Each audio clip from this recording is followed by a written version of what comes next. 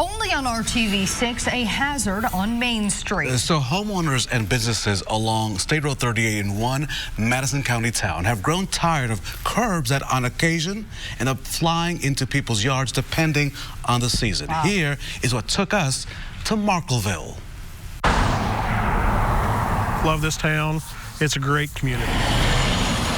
State Road 38 is a main thoroughfare through the town of Markleville.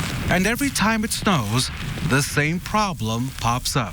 Now, we don't want any property damage, anybody injured by this. We just like to see the problem resolved down the road. Todd Lever is the street's superintendent for Markleville. The curbs along Main Street are pinned to the pavement.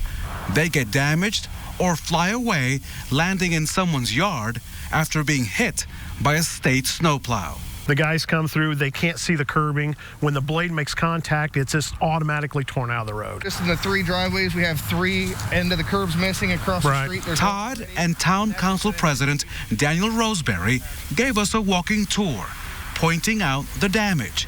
With the town focused on making big infrastructure improvements, they're tired of seeing this happen and would like a resolution. This is the last snowstorm. Yeah, this just happened here a couple weeks ago. Yep. You can see the soil gets all tore up. The blocks, this is one of the sites where someone's already cleaned it up. You can see our sidewalks starting to sink over years from the erosion, from the curbs being gone. And it's not a great curb appeal. No, it's not. It was about 20 years ago that the pinned curbs were installed along State Road 38. What might have been an innovation or a money saver then has turned out to be a nuisance on Main Street. Now, Raphael, Main Street is technically a state road, so what does the Indiana Department of Transportation have to say about this major issue? Yeah, so we took their concerns, the town's concerns, to NDOT, and we asked for a review of this problem. This is what they had to say.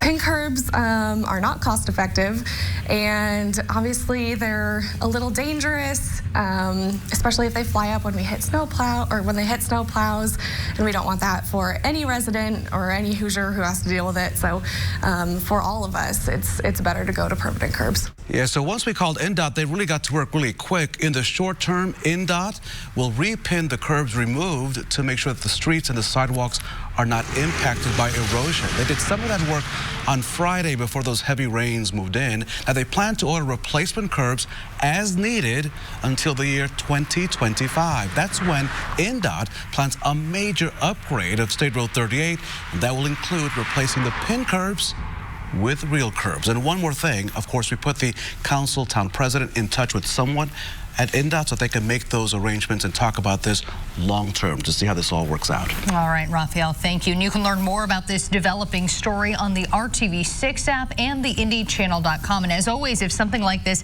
is happening in your community, please reach out to us.